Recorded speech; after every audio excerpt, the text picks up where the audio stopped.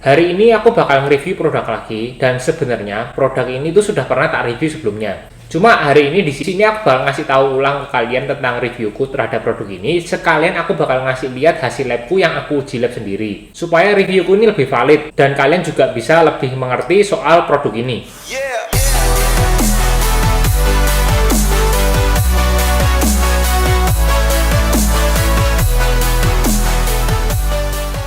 Nah, produk yang tak bahas di sini adalah Isolin ini. Nah, buat kalian yang fitness, pasti kan ngerti brand ini. Brand Evolin ini kan kita bisa lihat ads-nya di mana-mana. Dan menurutku, brand Evolin ini dalam beberapa tahun aja udah menjadi brand yang kuat banget di Indonesia. Nah, sekarang kita akan coba cek, karena aku sendiri juga penasaran, apakah nutrition fact yang tertera di sini itu sesuai dengan hasil lab yang aku ujikan.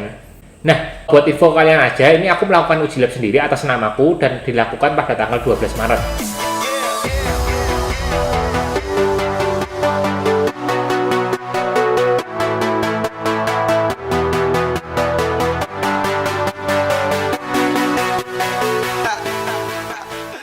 Nah, sekarang seperti biasa aku bakal nge-review mulai dari nutrition fact-nya. Di sini kalau aku lihat sendiri, dari nutrition fact-nya kita bisa lihat kalau satu kali takaran saji ini dia mengandung 27 gram protein, fatnya 0,5 gram, karbohidratnya 6 gram, dan gulanya 0 gram.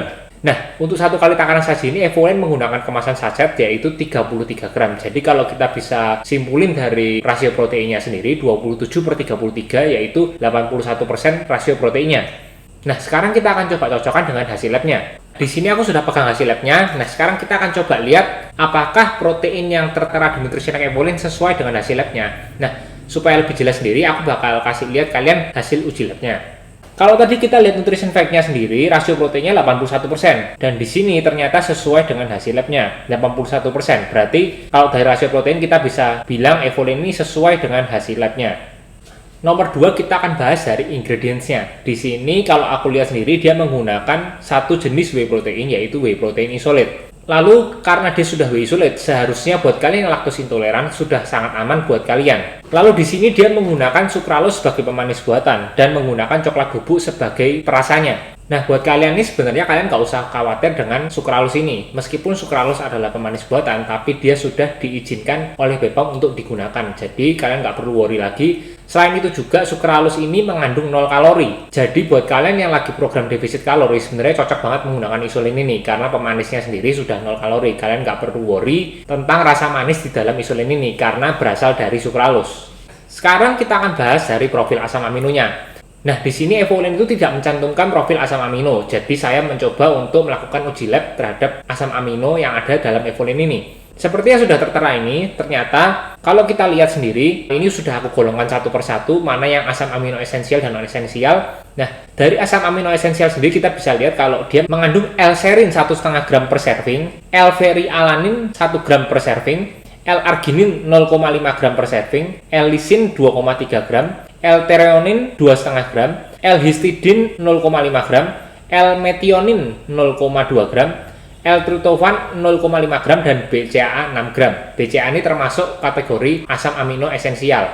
Jadi kalau aku hitung-hitung tuh total esensial amino asid dalam Isolin ini 15 gram. Sedangkan asam amino non esensial sendiri, di sini aku bisa lihat glutaminnya 3,9 gram, L-alaninnya 1,1 gram, L-glisinnya 0,4 gram, kecil banget. Asam aspartatnya 2,2 gram, L-tirosinnya 0,8 gram, L-prolinnya 1,4 gram, L-cysteine 0,8 gram. Jadi total dari non-esensial amino acid itu 10,6 gram.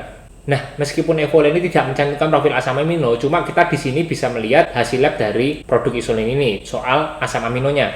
Lalu sebagai seorang fitness mania, kita sendiri biasanya paling concern dengan BCAA. Nah, di sini tuh kalau kita lihat di labelnya Evolin itu, ternyata dia menuliskan kalau dia mengandung 5,3 gram BCAA, terdiri dari 2,8 gram leusin, 1,3 gram leusin, dan 1,3 gram valin.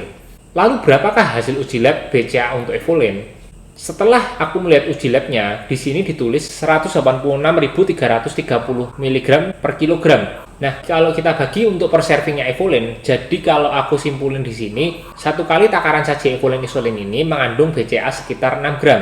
Jadi malah hasilnya lebih tinggi dibandingkan dengan apa yang tertera di dalam label. Nomor 4, sekarang kita akan bahas dari kode BPOM-nya. Di sini dia mencantumkan kode BPOM-nya itu pangan tambahan olahragawan tinggi energi protein. Jadi udah sesuai ya. Nomor 5, sekarang kita akan coba lihat dari harganya. Untuk 50 kali takaran saji, dia itu harganya 820.000. Sedangkan untuk yang saset itu, yang isi 12, harganya 230.000. Jadi kalau kita beli yang 50 serving itu, satu kali takaran saji harganya sekitar 16 ribuan. Sedangkan yang saset, 12 saset itu, kalau kita bagi 230.000 dengan 12, itu hasilnya sekitar 19.500 untuk satu kali takaran saji. Setelah saya melakukan uji lab, ternyata Evolen ini mencantumkan nutrition fact sesuai dengan labelnya. Dan seperti yang kita lihat sendiri, ternyata hasil labnya pun sesuai dengan nutrition fact yang tercantum. Menurut saya ini bagus banget untuk prospek brandnya. Kenapa? Karena kadang brand lokal itu dicap negatif oleh orang sebagai brand yang undernutrisi. Cuma di sini kita bisa lihat kalau Evolen itu ternyata menggunakan nutrition fact yang sesuai dengan hasil labnya. Dan di sini aku juga mau jelasin kalau manufaktur Evolen itu sudah tersertifikasi oleh GMP, HACCP, dan memperoleh sertifikasi dari MUI. Mungkin banyak dari kalian yang kurang mudeng dengan fungsinya sertifikasi ini seperti apa sih. Nah, di sini aku bakal coba jelasin ke kalian supaya kalian sendiri bisa lebih paham dan mengerti pentingnya sertifikasi ini untuk sebuah brand. Buat kalian yang penasaran dengan GMP itu sebenarnya apa sih? Nah, GMP ini meliputi sebuah cara produksi pangan yang baik, lalu pedoman untuk memproduksi pangan agar lebih aman, dan pedoman untuk memproduksi pangan agar lebih aman, bermutu, dan layak untuk dikonsumsi. GMP sendiri itu penting banget untuk menjamin kualitas dan keamanan pangan, supaya kita sebagai customer juga mempercayai kalau pangan yang kita konsumsi ini aman. Dan buat kalian yang bertanya-tanya sebenarnya GMP ini susah nggak sih dapetin? Nah, jawabanku adalah susah. GMP itu harus melalui sebuah prosedur-prosedur yang menurutku cukup ribet. Nah, karena GMP ini adalah sebuah pedoman untuk memproduksi pangan yang baik dan aman, tentu saja tidak bisa didapatkan oleh sembarangan pabrik. Dan kalau kita mau mendapatkan GMP ini, kita harus memenuhi beberapa kriteria berikut. Yang pertama, lingkungannya harus bersih, terawat, dan bebas sampah. Selain lingkungannya, ternyata sistem limbahnya pun harus dicek. Lokasinya pun harus bebas polusi, asap, debu, bau, dan kontaminasi hal-hal yang negatif. Nah, intinya kalau pabrik yang sudah sampai mendapatkan sertifikasi GMP ini jelas bukan pabrik sembarangan. Karena dia sudah melalui prosedur-prosedur yang ditetapkan untuk mendapatkan sertifikasi GMP ini. Lalu sertifikasi kedua yang mau aku bahas di sini adalah HACCP atau Hazard Analysis Critical Control Point. Tujuan dari adanya sertifikasi HACCP ini untuk menjamin keamanan pangan, terutama untuk mengeliminasi hal-hal berbahaya seperti dari mikrobiologi. Hal ini jelas penting banget dong, karena produk yang dibuat ini untuk konsumsi, tentu saja pabrik harus bisa menjamin kalau produk bebas dari mikroba yang berbahaya, supaya kalau kita yang konsumsi sendiri juga merasa aman. Lalu buat kalian yang beragama muslim, kalian sendiri nggak perlu khawatir dalam mengkonsumsi produk insulin ini, karena insulin sendiri sudah memperoleh sertifikasi halal langsung dari MUI. Mungkin buat kalian yang awam, sebenarnya halal ini mungkin kalian berpikirnya kalau, oh berarti kalau produk ini bebas dari kontaminasi babi. Tapi ternyata halal itu tidak sesimpel itu. Tapi halal itu kita juga dilihat dari proses produksinya dan juga bahan bakunya. Untuk bahan bakunya sendiri, dia nggak bisa sembarang klaim kalau, oh produk ini bebas babi. Itu nggak bisa. Dia sendiri harus memiliki dokumen pendukung yang memastikan bahwa produk ini bebas dari kontaminasi hal-hal yang haram. Dan untuk aktivitas produksi sendiri, kalau di sini saya lihat tuh tetap diatur untuk mendapatkan sertifikasi halal ini.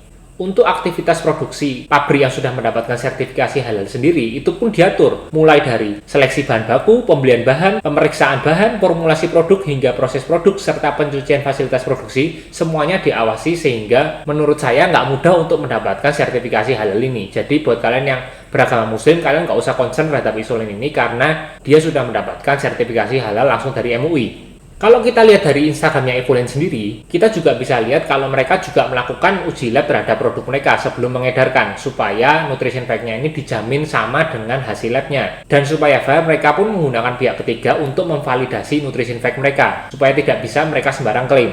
Jadi kalian tenang aja, karena produk yang sudah terdistribusi hingga ke customer, itu sudah melalui hasil lab sehingga dipastikan nutrition fact-nya itu sesuai dengan uji lab-nya. Dan saya pun sudah membuktikan dengan melakukan uji lab sendiri terhadap produk insulin ini ke pihak ketiga, supaya memvalidasi nutrition fact insulin ini.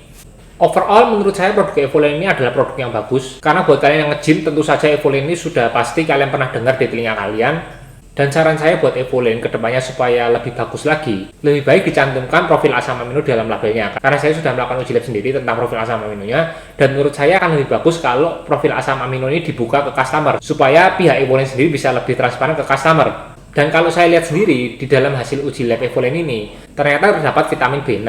Nah, akan lebih baik kalau vitamin B6 ini dicantumkan juga dalam nutrition fact, karena kalau aku lihat dari beberapa brand itu, banyak dari mereka yang mencantumkan uji B6 ini. Jadi menurutku buat Evolen sendiri, kalau ditambahkan vitamin B6 di dalam nutrition fact-nya sendiri, akan menambah value terhadap produk tersebut. Sekian review dari saya, semoga bisa bantu. Selalu ingat, sebelum kalian beli suplemen apapun, selalu utamakan kualitas dibandingkan dengan kuantitas. Dadah!